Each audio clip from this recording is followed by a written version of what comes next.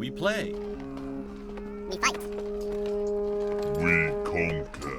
Welcome to the Freak Show. I am your host, BUMPY-MCSQUIGUMS. Today we're diving in, we're checking out Colony Ship by Iron Tower Studio. Releases into Steam Early Access on April 6th, 2021. It is by the same developers that has brought us the Age of Decadence and Dungeon Rats. It's gonna be a lot of fun, I think. I'm really excited to dive in and check this out. This has been on my list for a long time, and on top of all that, guys and gals, they signed with us at the Indie Bros. So this is a game that I get to kind of take part in bringing to the world. I get to be part of the whole, well, the end, but the whole development process and all that stuff. So pretty cool thing. I just want to, of course, let you guys know that, yes, this is a project that I'm now working on, but at the same time, I'd be covering it either way. And I want to reiterate this. I've said it many times. I will continue to say it just so you guys know. I have no pressure from the Indie Bros to ever cover anything that we have as a client.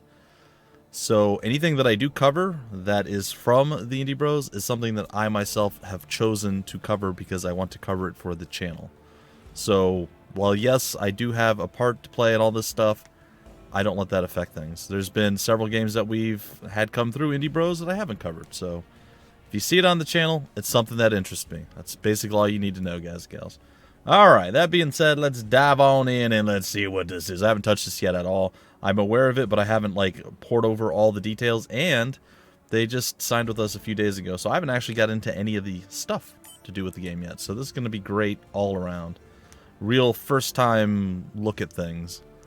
Alright, looks like we get to create some characters, which, you know, is kind of a cornerstone, I suppose, of the whole Age of Decadence, Dungeon Rats, you know, Iron Tower Studio ethos, I suppose. Alright, so we got, let's just take a look at the portraits here. Okay, kind of breezing through them there. There's not a tremendous amount, but it's not like it's like not like there's none. Some variance in the different ones. I like it. They took like a base model and then did some modifications, and then they have some like standalone ones too, which is cool. Let's just take a look through the women's. It's creepy and also kind of cool. Oh, there's only 3 of the women's. Oh, okay. Oh, we were all there at the end. I got you. All right. That's weird. Did it get locked up on this side? Was I misclicking or something? All right. Very cool. Very, very, very cool. All right, so I like the choices that we have. We're just going to randomize. Go. All right, dude with the scar. Uriel. All right, I'm down with Uriel. What's this? Oh, we can look at his face or his full body. Okay. Okay, got some skin tone there. Is that... seems a little light. Maybe? Closer to that? I see why they have the zoom. I don't really think I'm going to match too closely to what he looks like. Oh, I went up to the skin tone.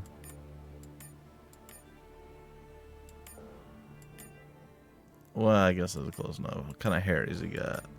Got some slick back hair. Sure. You know we got to have a beard. Sure, I'll go with that. Scars. Still kind of hard to see. Can I get any closer than that? No. Wrong eye. There we go. Wrong angle. There we are. We got the right angle. Nice. I'm terrible at making people look like other people. That's fine. Oh, I can change my gloves and clothing, apparently. Or just my gloves. I can have gloves or not have gloves. Alright, some open-fingered gloves, I guess. Alright, that's cool. That's cool. Alright, so I guess we'll go with Uriel. That's fine with me. Let's see here. Stats, strength, constitution, dexterity, perception, intelligence, and charisma. All at 4s. We have 16 stats available. So we're looking at, was it 24 stats, total of 40 stats? I think that's right. Could be completely wrong. I don't know anymore.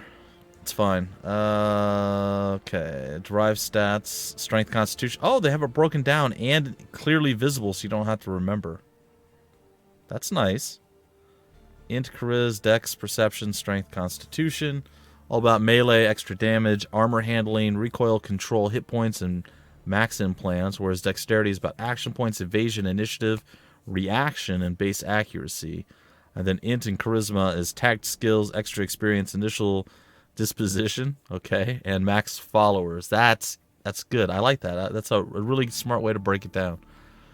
So many times you're like, all right, strength does this, and this is affected by this. You know, you have to go through and read the pop-ups. And eventually you remember it, but yeah, that's nice. Bladed, blunt, pistol, shotgun, rifle, SMG. All right, so we're going full headbutt, smash things to death with, that's what we're doing. 10 points. Do we max out at 10? We do. Okay, that's what I was hoping. I think the dexterity is going to be important too, though. Oh, interesting.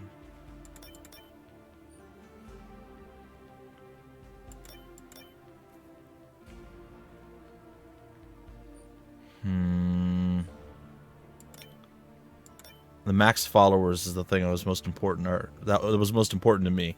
Like, as much as I want to go smash stuff in the face with my face until it dies, I feel like this is super important to at least have a couple of followers.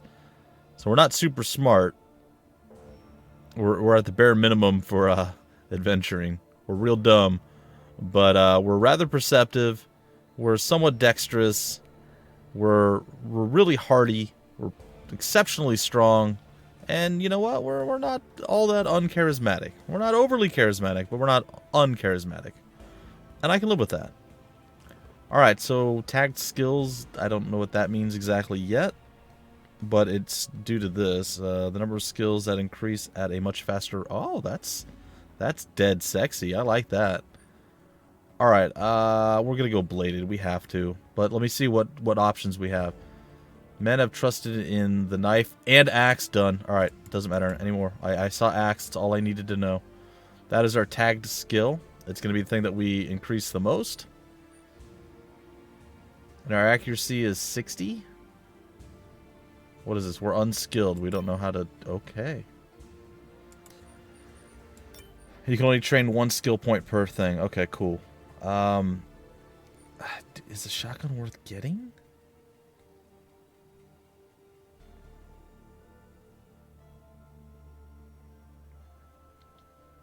I don't know. I think we're going to go with armor. Impersonate. Not going to do stealth. I don't think any of this stuff makes sense. Critical strike makes sense. Evasion makes sense. Let's go with the evade. Well, if we have armor, do we really need evasion? You shuffle to a jog and make you quicker in combat. No one can dodge bullets, but being quick on your feet will certainly give you an advantage. I think I'm gonna secondary shotgun. It's gonna be a slower gain. I don't know how good or bad that's going to be for me, because I'm, you know, average dexterity. I'll be at least okay shooting. But primarily I want to go smash stuff in the head with an axe and whatnot. That's the plan. Okay, feet. We get one available. Juggernaut. Natural DR +1. Melee graze damage +4. Knockdown becomes stagger. Okay. Combat.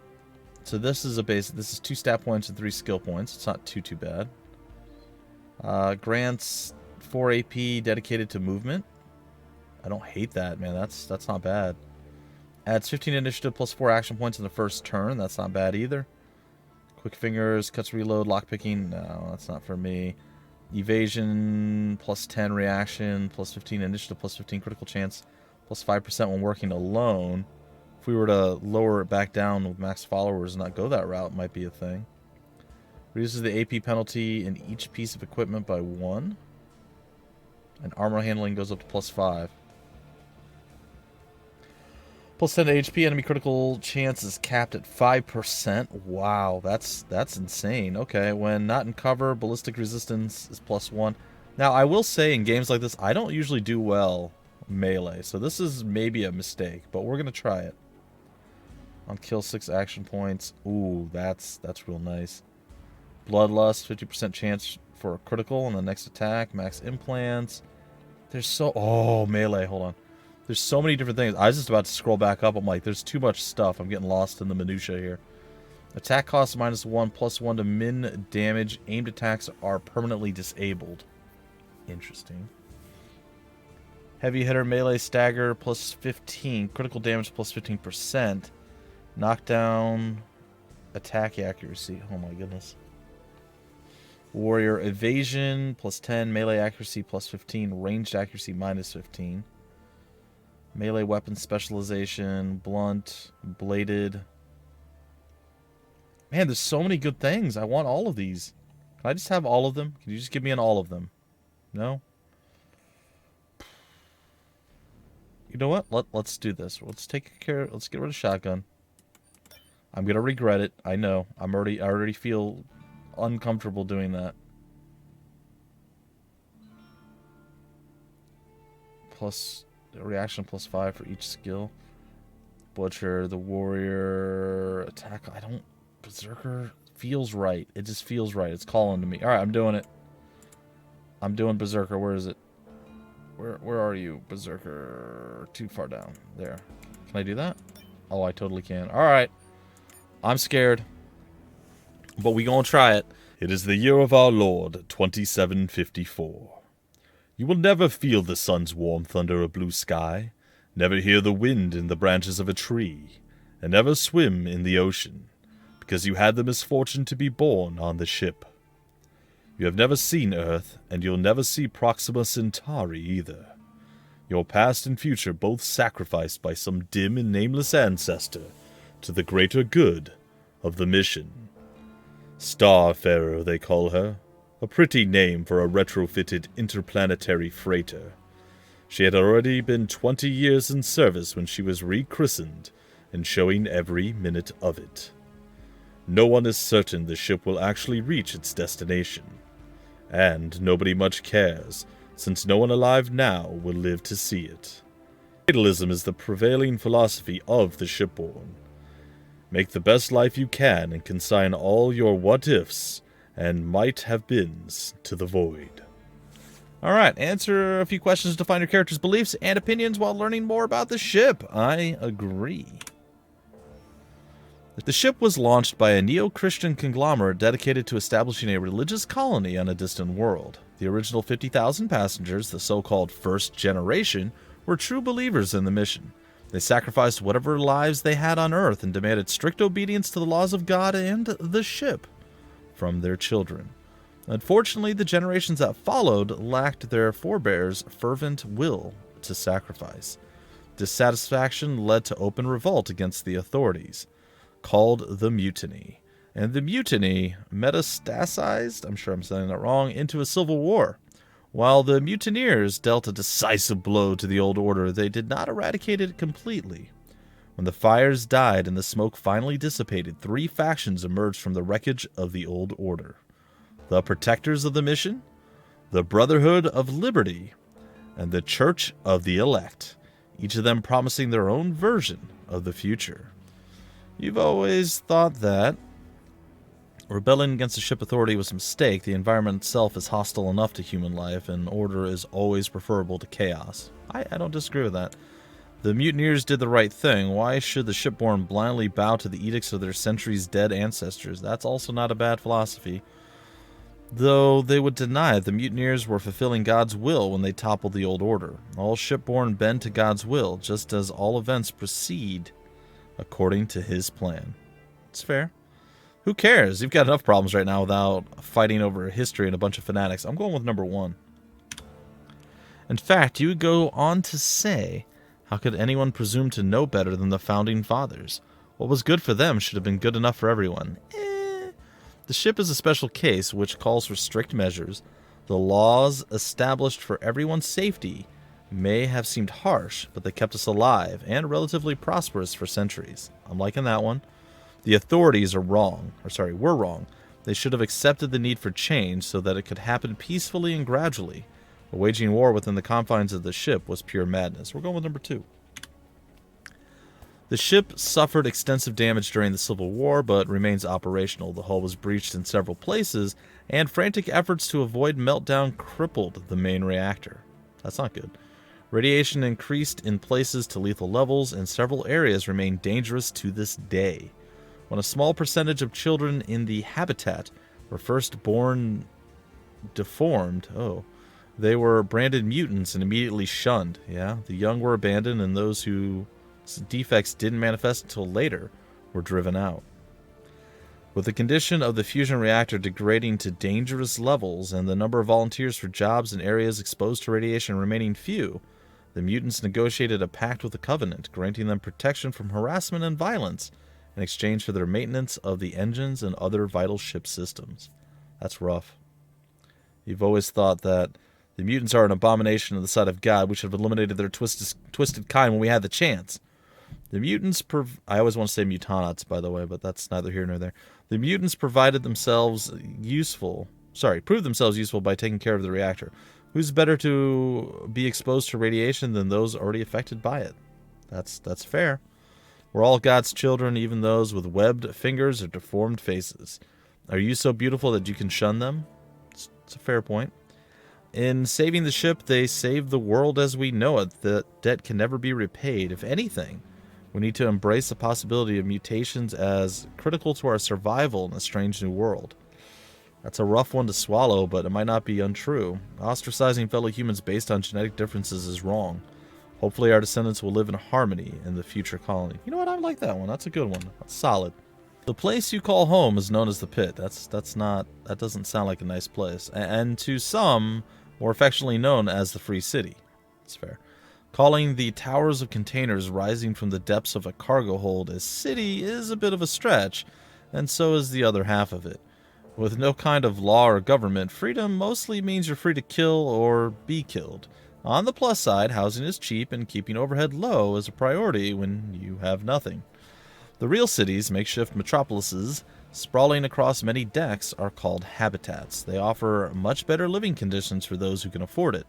But to live there, you have to pick a side amongst the factions vying for control. Nobody in the pit gives a damn about their struggles, but like Earth before it, nothing in this world is free. Just keep in mind, you might get more than you signed up for. As far as you're concerned, true freedom means being free from laws passed down from your supposed betters. No. Some kind of rules are necessary, or else will descend into anarchy. If freedom means living in an interplanetary shipping container and sleeping with a gun under your pillow, these pit dwellers can keep it. It's fair. I agree with number 2. Personal freedom is a luxury the shipborn cannot afford. To serve the state is to serve your brother, to serve your sister, and to serve yourself. Why can't people understand that? We're going to go with 2. Like, lawlessness is always spooky times.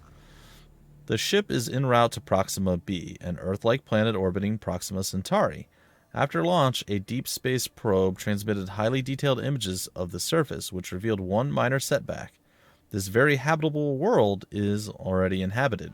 Since the voyage is estimated to take close to 400 years, it's possible that by the time the ship arrives, the colonists will encounter a mature civilization, corresponding to Earth's late Middle Ages. Ooh. If that's the case, what setback?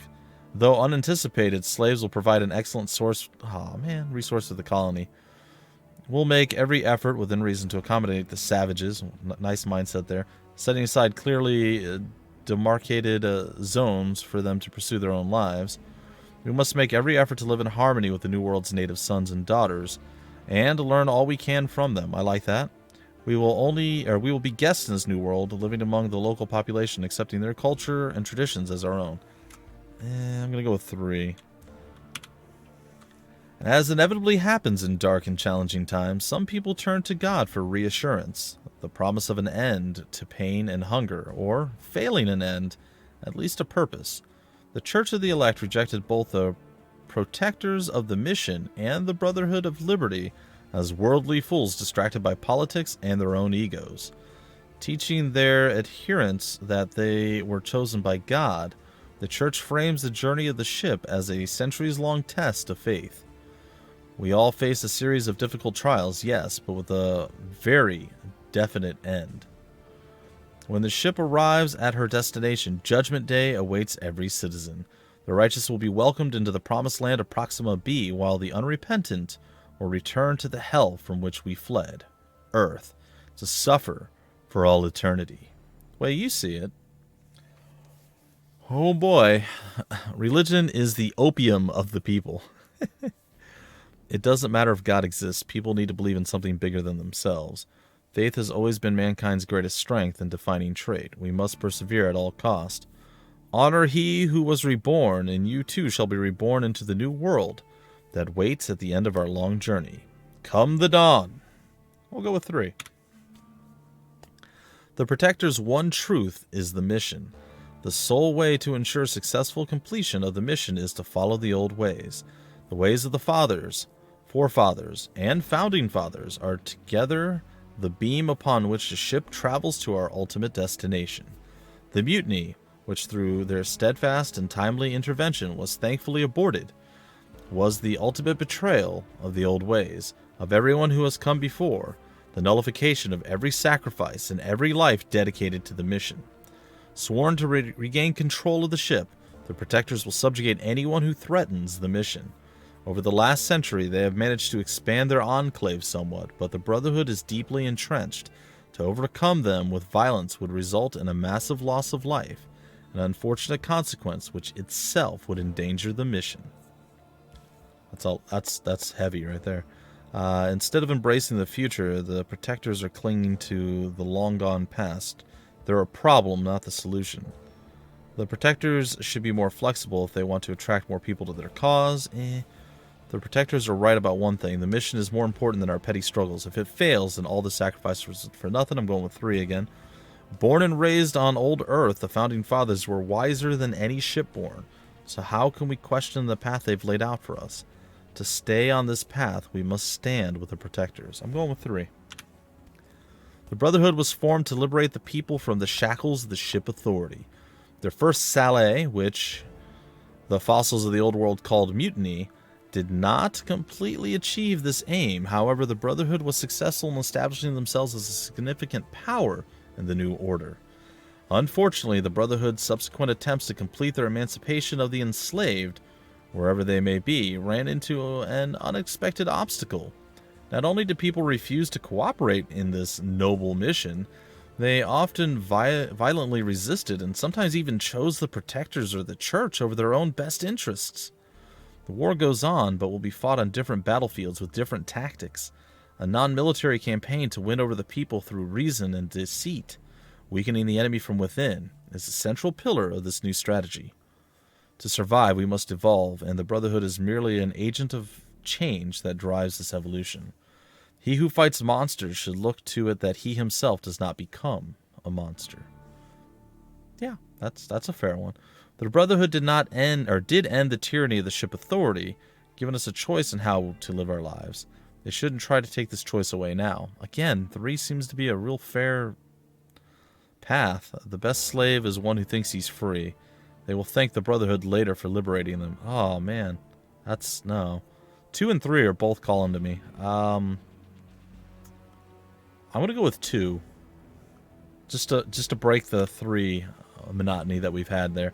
Your belief and opinion may change and evolve over the course of the game as you interact with factions, groups, and various individuals. Keep in mind that actions speak much louder than words, and saying one thing and doing another won't fool people. At least not for long. Begin your adventure! Okay, I did. I hit it. I don't see anything happening. It's loading. Anyway, guys and gals, that's kind of like the story so far, kind of getting you, locked in, ready to go. And I mean, I'm absolutely here for it.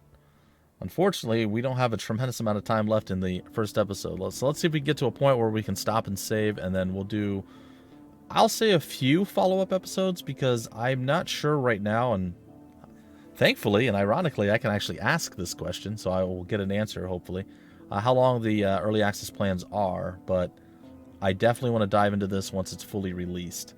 So you guys know that with a lot of early access games, I'll play just a few episodes, and then I will dive in a little bit more. I don't want to play through like 60% of a game and then have to play that 60% again. Even if I enjoy the game, I feel like it's unfair to you guys because you've already seen all the stuff that I've done, even if I make different choices. So for me, I will probably only play a few episodes of this, kind of get a little bit of the gameplay in there and some of the combat and all the different like choice mechanics and stuff, and then we're just gonna cool our jets. If there's some cool new thing that's like coming out, then we'll do that. But we'll see, guys. We'll see. You open your eyes to a gray hull metal ceiling, one panel of which flickers yellow, indicating day shift. You overslept that, not that it matters. With a grunt, you roll off your stained mattress and open the window to let some fresh air in. Like everything else around here, fresh is relative. The ship does its best to recycle air and water, but cargo holds aren't high on her priority list. You breathe in metal and burning oil and look up. 4 of the bridge's 6 projectors are still operational, shining dully down on the container towers of Cargo Hold 3, better known as the Pit, the Free City. Calling the Pit a city is a bit of a stretch, but so is calling the reddish-brown liquid water. You've read that water is supposed to be clear, and cities are supposed to be big, but no shipborne has ever seen either. Maybe in another 100 years, water will look and taste like oil, and people will be talking about the good old days when it was the color of rust and tasted refreshingly bitter and tangy. That's the kind of optimism that keeps you going. The elevator crawls up a groove in the cargo hold's wall like a black steel bug that's worn a path traveling to the bridge and back. It's time to get up there and earn a few credits. But first, you need a drink. Whiskey Jack is added to the map. Make your way to a nearby bar called Whiskey Jack. Alright, guys and gals, and here we are inside the game. I'm just going to do a real quick once-over. You move the camera with... Whoa, that's a lot of motion blur. Holy heck. Oh, I don't like that at all. Okay. So if I can tone down the motion blur, I will. Cannot rotate the camera, at least not with Q and E. Right click to move your character. Left click doesn't do anything right now. Alt doesn't seem to bring up anything. Tab brings up, looks like interactable stuff. You can move around with the middle mouse button held down as well. Anyway, folks, we'll dive into a bit more of the game in the next episode. We basically got the story so far, character creation, and I am pretty excited to see how this plays out. Hopefully you guys are as well. The name of the game, once again, is Colony Ship. It is by Iron Tower Studio, and it's from the folks that brought us Age of Decadence and Dungeon Rats. So you know this is going to be something special, something good. I hope it's not as hard as the other games. Age of Decadence destroyed my soul. Dungeon Rats pushed my limits. Solid games. A lot of fun. Really well done, but boy howdy, they are tough. They are some of the most difficult games I have ever played. So I'm hoping it's a little bit more approachable this time, but we'll see. We'll see. Either way, folks, if you want more information about the game, where to get the game, information on the developer, any of that wonderful fun stuff, down below the description of the video, there'll be various links so you guys can get all that info. Subscribe to the channel, you know the stuff, YouTube algorithm, subscribe, like, share, do long division, whatever. It's fine. And until the very next episode, folks, I've been your host, BUMPY-MCSQUIGUMS. Thank you so much for stopping by the Freak Show, and always remember, we play, we fight, we conquer.